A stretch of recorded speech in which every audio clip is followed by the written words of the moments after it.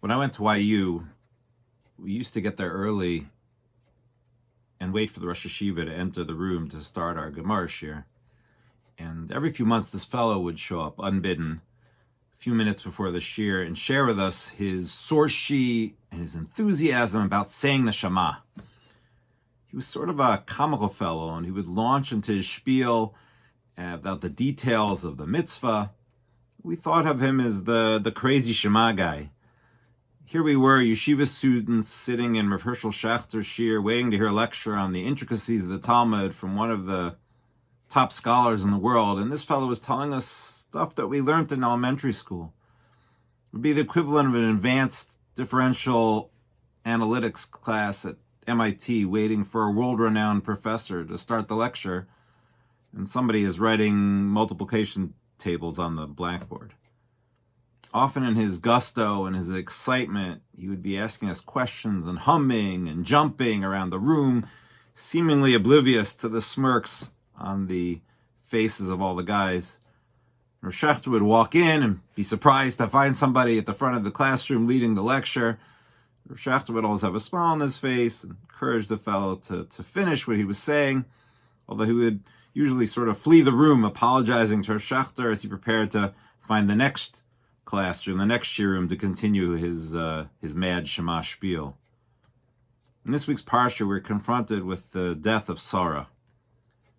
Rav Yitzchak Karo, uncle of Rav Yosef Karo, the author of the Shulchan Aruch, says in his Toldos Yitzchak that the reason why the death of Sarah is placed between the mentioning of Rivka's birth and Yitzchak's marriage is to tell us that thinking of death, even amongst Simcha, puts life in its proper perspective.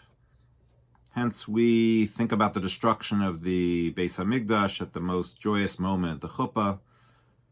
There's a connection between thinking about death and the Shema. Famously, the Shema is what is supposed to be on one's lips when they pass from this world.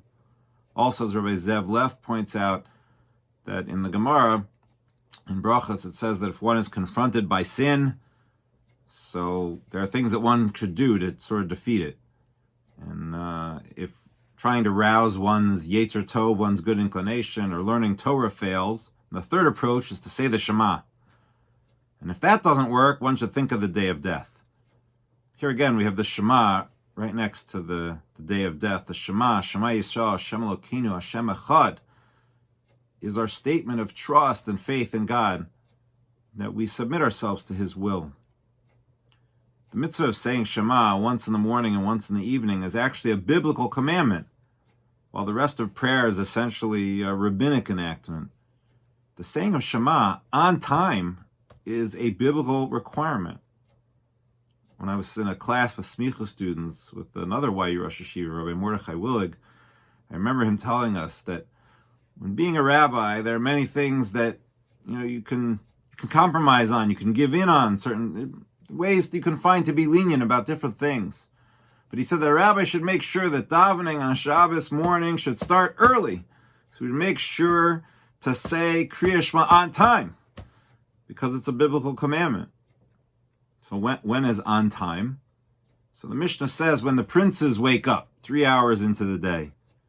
The later rabbis debated when the 3 hours are to be counted from, and we have two options from later authorities: the Magen Avram, which tomorrow in Milwaukee, let's see, 8:34 a.m., the Vilna Gaon, 9:10 a.m. Now that we've changed the clocks earlier, and I've not always succeeded in getting davening to be early on Shabbat morning. Tomorrow we start at 9 a.m. But I can impress upon you the importance of saying the Shema on time. It's a biblical commandment. So you can say it, if you're getting to davening tomorrow morning, make sure to say it before.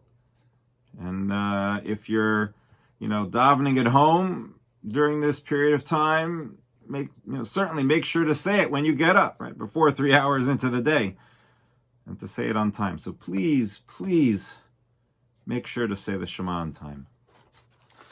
And you might say to me, Rabbi, come on, we're dealing with a pandemic. Crazy rising numbers here in Wisconsin, election fallout, corona burnout, and I'm stressing about all these things. You want me to worry about saying the Shema on time? Give me a break. So I would say to you that it's exactly because of the pandemic and all the stress that we have that we need the Shema on time more than ever. Yesterday I learned a new word, Corona coaster, which is defined as the ups and downs of the pandemic. One day you're loving your bubble, doing workouts, and baking banana bread, going for long walks. And the next day you're crying, drinking gin for breakfast, and missing people you don't even like. We are all on this coaster, going up and down. But the Shema helps us get on an even keel. The point is, the Shema is a way of saying there is a God who has a plan for me today. And we need to say that before the day really gets going and gets away from us. We have to say to ourselves, Shema Yisrael, listen up, Jew. Listen up, self.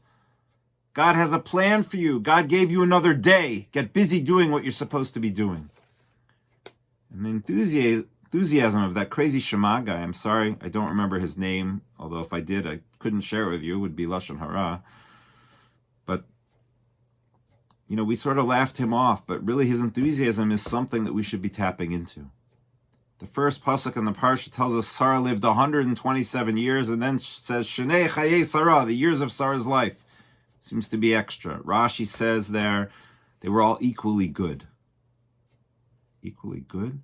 Sarah experienced many ups and downs, years of infertility, being captured by Paro and Avimelech, famine, her husband going to war, having to bring her maidservant to her husband as a new wife, her son being taken to be offered as a sacrifice. How can Rashi say that all of her days were good? So I believe the point is that Sarah lived all of her days with a Shema type of existence, with a day of death type of existence. If you know that there is a creator and that your time on earth is limited, then every day matters. Every day counts. Before the day gets away from you, you must get up and declare that God is one, that there is a reason for living, that God has a plan for me today. And with that in mind, saying the Shema now is not so crazy at all. In fact, it is an antidote for the Corona coaster sickness. So let's get up every day and say Shema on time, because doing so puts the day in the proper perspective. It allows us to declare, God is there, and God has a mission for me today. Good Shabbos.